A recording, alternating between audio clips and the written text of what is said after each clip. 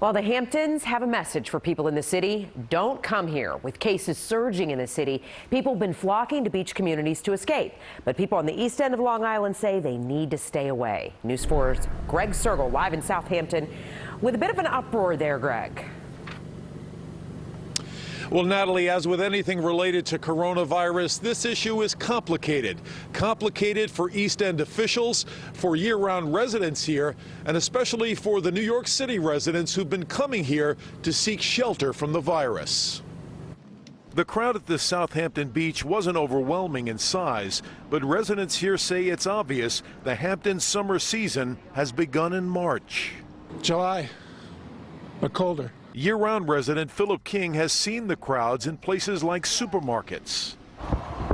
And town officials say half the summer homes are already occupied, most by New York City residents who began arriving about 2 weeks ago to escape the coronavirus.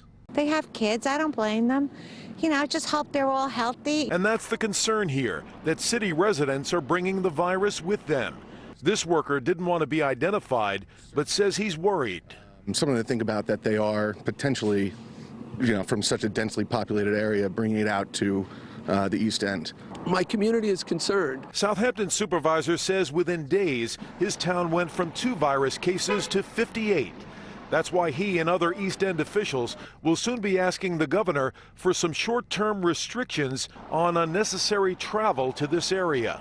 People who are just going on pleasure trips, I don't know if that's really necessary, and it just increases our risk factor. Schneiderman also believes New York City residents coming to their summer homes must self-quarantine for 2 weeks, as federal officials suggested just a few days ago. You can't stop those people. They have a right to come into town. This restaurant owner opposes any travel restrictions. Today, Governor Cuomo said it's up to the local counties to decide. I don't have any mandating any travel ban on my agenda. It's a bad time for everyone. I mean, we have to work together. We have to, make this happen. Now, the East End supervisors are hoping to make their appeal to the governor by letter over the next couple of days. But even without any formal action, they're hoping that visitors will get the message. We're live in Southampton. Greg Cergol, News 4 New York.